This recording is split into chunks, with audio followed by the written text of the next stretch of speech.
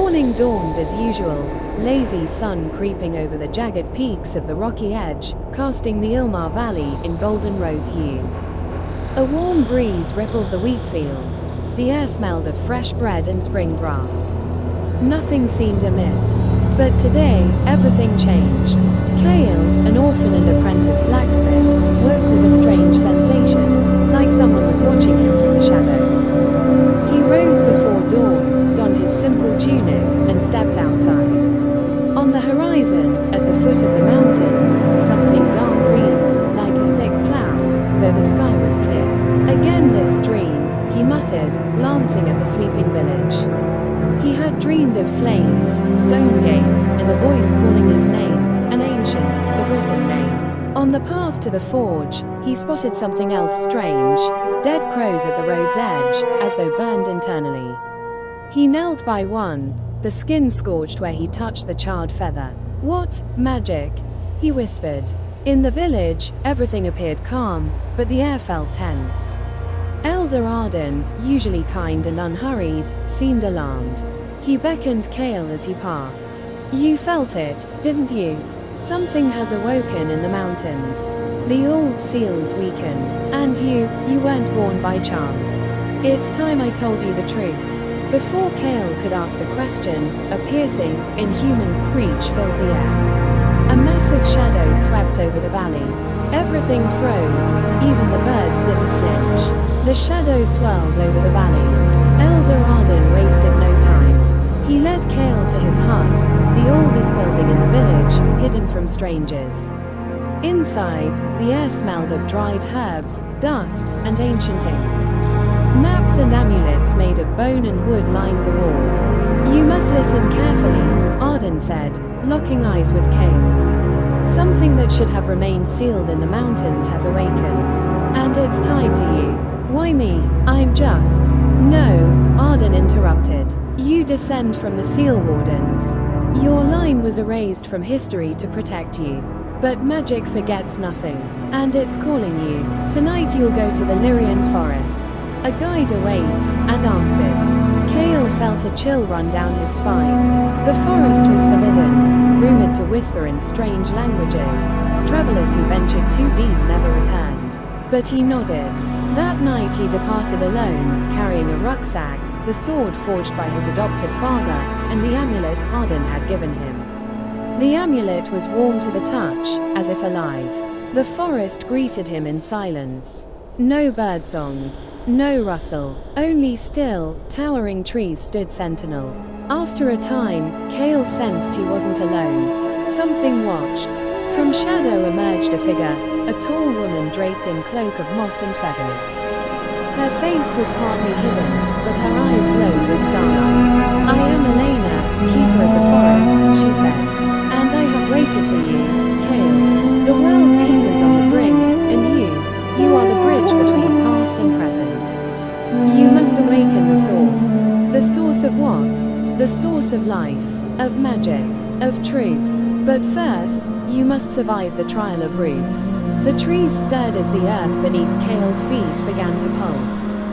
He took his first step into the heart of the forest, into the path of ancient initiation. Kale pressed deeper into the forest, which grew stranger with every step. Branches wove into a dome above, blotting out the sky. The ground pulsed with breath. Fear gave way to purpose. Elena guided him wordlessly, touching roots and trunks that shifted to clear their way. At last they emerged into a clearing dominated by ruins, moss-covered columns, stairs leading down, and stern, half-erased statues. "This is the Temple of Ancestors," she whispered. "Its underground halls hold the secrets of the seals. But since its fall, guardians, dreamless spirits, watch over it." Kale's hand tightened on his sword. He braced himself for the descent. In the labyrinth's depths, walls bore carvings of winged beings, mages, and a flaming circle bound by chains. Dust and an unsettling presence hung heavy. The first guardian appeared, obsidian figure in human form, eyes hollow, voice like clashing steel. "Speak your lineage." Kale steadied himself, recalling Arden's words. Kale, son of Leia, of the Seal Wardens. The Guardian paused, then melted into shadow. From the walls, the second rose, a smoky serpent. It didn't speak, it attacked, hurling magic that froze air. Kale thrust out his amulet, which erupted in bright blue light. The magic rebounded, and the spirit dissipated. At the final gate, strange runes glowed. Kale heard a voice in his mind, his own, yet ancient. Accept the knowledge. Accept the flame. He touched the door, a flash consumed him. He saw everything, from the forging of the seals, cosmic battles of mages, to his own reflection with eyes of flame. He collapsed. When he woke, the door was wide open. In the illuminated hall floated a sphere of pure energy. The source of memory, he whispered. Elena stood behind him. You've passed the first of 3. You remember now. The path ahead grows darker. After the temple, Kale felt reborn. His thoughts sharpened. He sensed magic in every living thing. He heard leaves whisper and felt power in the air. The source had awakened not just his memory, but his strength. Elena led him north, toward the mountain passes where fire and ice clashed eternally. There he would meet 2 ancient mages, Falrus, Lord of Flame, and Marissa, Mistress of Ice. They sustained the balance, but chaos encroached. Kale had to unite them, or the world would break. Meeting the flame. The fire canyon rumbled, cracked by hot fishes. Falrus emerged from magma, tall, dark-skinned, eyes like smoldering coals. You carry memory. Why come to me, child of a forgotten name? I survived the trial of roots. I remember who I am. And I know, without your union, the source will falter. Darkness returns. Falrus studied him. To earn a portion of my power, you must withstand my flame. Only one unafraid to burn may ask aid. Kale stepped forward. The fire burned not his flesh but his fear, lies, doubts. He saw himself as a lost, rejected child. His parents struck down for his sake. He stayed his ground. Falrus nodded. You endure. I grant you part of my power. But without Marissa, it's hollow. Meeting the ice. Marissa dwelled in an ice tower carved from the mountain. She watched Kale in cold silence. You carry light and darkness. You're mute about the latter. Why? Because I'm afraid, Kale admitted. But it's part of me. I cannot reject it. I must learn to control it. A hint of a smile glinted like frost. Honesty is rare. You are worthy of ice. A whirlwind of ice and flame collided around him, heated and frozen chaos battling within. His heart nearly gave out, but he stood firm. When it ended, Kale stood glowing in a pale blue aura. His sword shimmered with fire and frost, symbol of balance. You're ready for the next step, Falrus said. But darkness now senses your rise, Marissa added. Far away, in ruined fortress, the Lord of Shadow awakened, eyes burning with crimson hunger. He comes, the Shadow Lord hissed. And I'll meet him where it all began. Power of flame and ice coursed through Kale. He dreamed again, visions of fallen cities, destroyed mages, and himself standing over a chasm, sword in hand, face coated in blood. Not every path is heroic, Elena had warned. Be prepared to lose.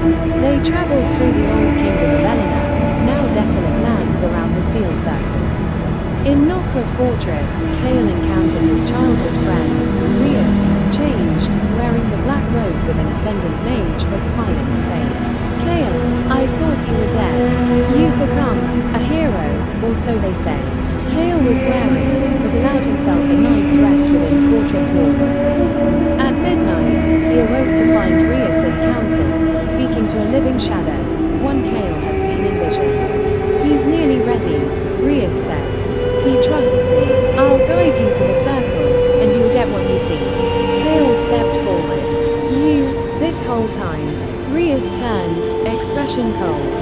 Forgive me, Kale. If you only knew what I've seen, what darkness offered, it'll destroy everything. No, Rias replied, voice flat.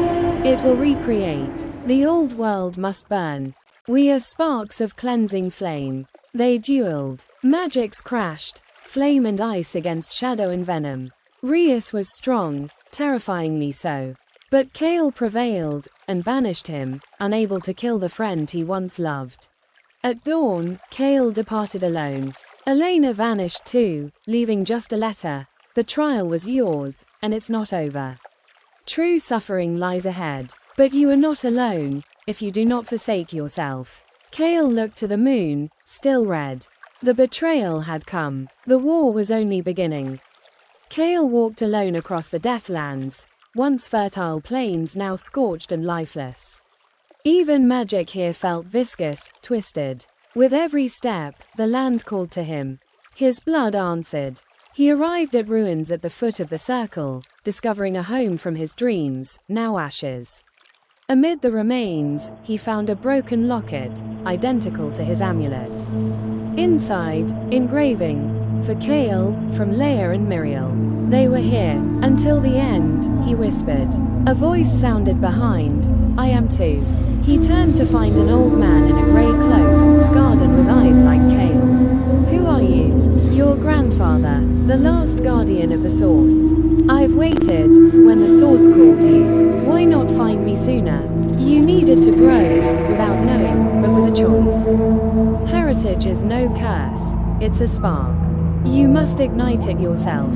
He raised a hand. A glowing emblem appeared between him. A sword, tree roots, and an eye. You bear the blood of seal makers, but you are more. Fire and ice, life and death. And darkness creeped through you via the Source, not as a curse, but as warning. I won't let it win. Kale clenched his fists. Remember, you are not just offspring of the fallen, you are living choice. And that choice awaits you in the circle. The old man vanished. At dawn, Kale reached the seal circle, towering obelisks etched with ancient runes around a lake. Above hung a pulsing, living portal. He raised his sword, ice glistened on the blade, flame flickered within it. This is not the end, nor the beginning. It is me, my blood, my pain. He stepped into the portal. At the base of the obelisks, Elena watched, hood down, eyes full of sorrow and fear.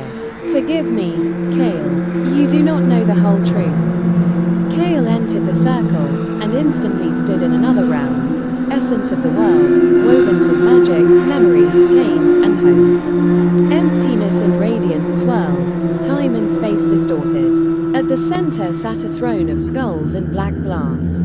On it sat him, the Lord of Shadow. Neither demon nor beast, human. And Kale recognized him as Rias, and himself. Do you finally see? The Shadow Lord's voice was soft, almost gentle. I am you, what you become if you let fear rule. If you choose power over love, I will not become you. You are already on the verge. Darkness lives inside you, and until you accept it, you're weak. You fear your shadow. Kale gripped his sword, recalling his journey. Parents, childhood, betrayal, elemental strength, his grandfather's words, Elena's secrets, and that he endured each trial without destroying himself. He became himself.